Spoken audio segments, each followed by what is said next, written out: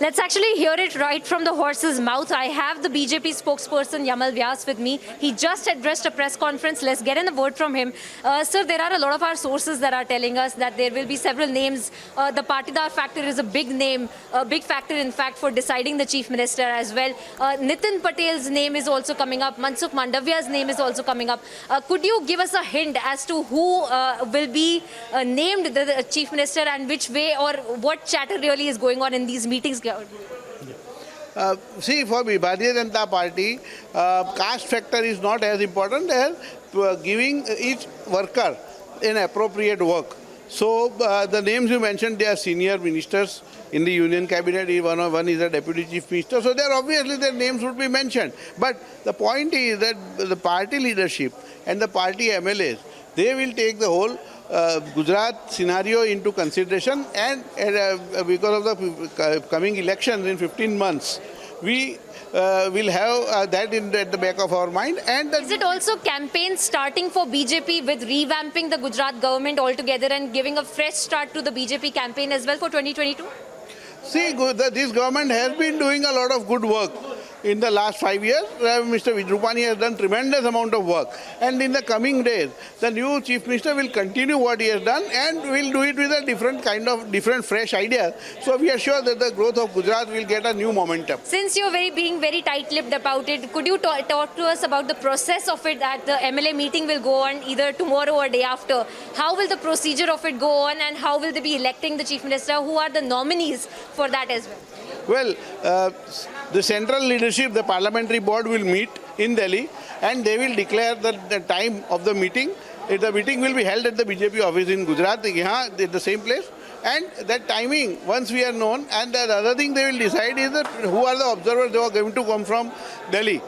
And the observers will come here before the meeting. They will talk to the leadership, local leadership, and the MLAs, all the MLAs will be at the meeting and they will decide. Will there be a voting system of sort that will be carried out for choosing the chief minister, and if so, who are the nominees for that? Well, till now, all the leadership elections have been unanimous.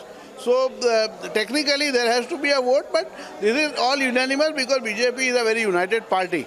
So, well, the nominees, it's actually that MLAs who will decide in consultation with the leadership.